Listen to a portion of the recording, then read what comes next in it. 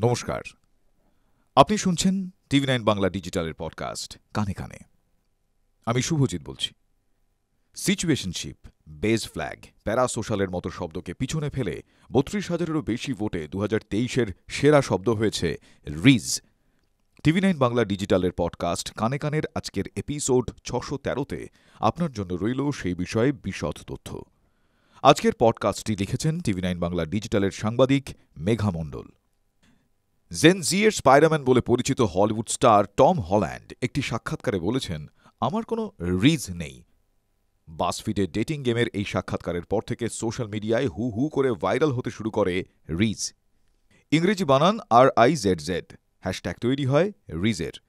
এই সাক্ষাৎকার দেওয়া পর্যন্ত স্পাইডারম্যান টম হল্যান্ডও জানতেন না যে এই রিজের জায়গা হতে চলেছে অক্সফোর্ড অভিধানে।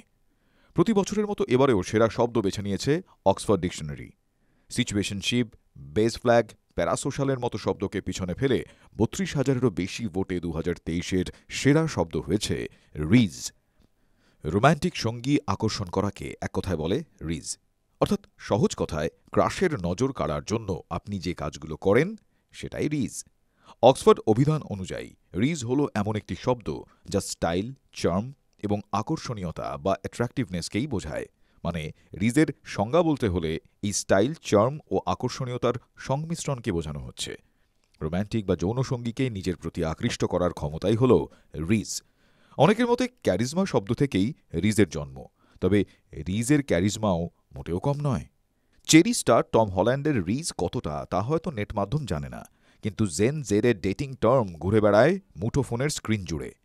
ঠিক যেরকম সিচুয়েশনশিপ, এই শব্দ Oxford press year of the ওয়ার্ডের দৌড়ে ছিল। এরকমই কত শত শব্দ রয়েছে যা জেন জেডের ডেটিংয়ের ক্ষেত্রে ব্যবহার করা হয়ে থাকে।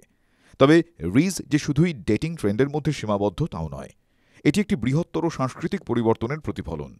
এটা একটা প্রজন্মকে বোঝায় যারা নিজেদের চরিত্র বৈশিষ্ট্য সম্পর্কে দায়িত্বশীল এবং সেটা সবার সামনে প্রকাশ করা থেকে কখনোই পিছু পা হয় না। সেই কারণেই ডেটিংয়ের বাইরে রিজ ভাইরাল হয়েছে মিমের দুনিয়ায়। ম্যাথ রিজ থেকে শুরু করে ফুড রিজ, ডব্লিউ রিজ ও এল রিজ এমন বিভিন্ন ধরনের শব্দ দিয়ে তৈরি হয়েছে রিজের মিম।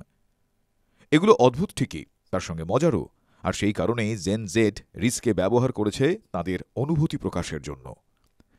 ক্রাশের দৃষ্টি আকর্ষণ করার পাশাপাশি আপনি নিজের চরিত্রকেও আকর্ষণীয় করে তুলতে পারেন। সেটা সবার সামনে প্রকাশের জন্য রিজ শব্দটি ব্যবহার করা যায়। কিছুটা নিজেকে ভালোবাসার মতো, অর্থাৎ নিজের মনন, চিন্তাধারা ও চারিত্রিক বৈশিষ্ট্যকে আকর্ষণীয় করে তুলতে রিজের ব্যবহার করা যায়। স্টাইল, চার্ম, অ্যাট্রাক্টিভনেস যাতে আপনার মধ্যেও থাকে, যাতে রোম্যান্টিক পার্টনারকে আকৃষ্ট করার সময় আপনার পরিশ্রম জলে না যায়। আপনাদের কেমন লাগছে টিভি9 বাংলা ডিজিটালের পডকাস্ট কানে কানে? কমেন্ট বক্সে প্লিজ লিখুন। সেই সঙ্গে সাজেশনস দিন কি কি বিষয়ের উপর পডকাস্ট শুনতে আপনি আগ্রহী। শুনতে থাকুন কানে কানে।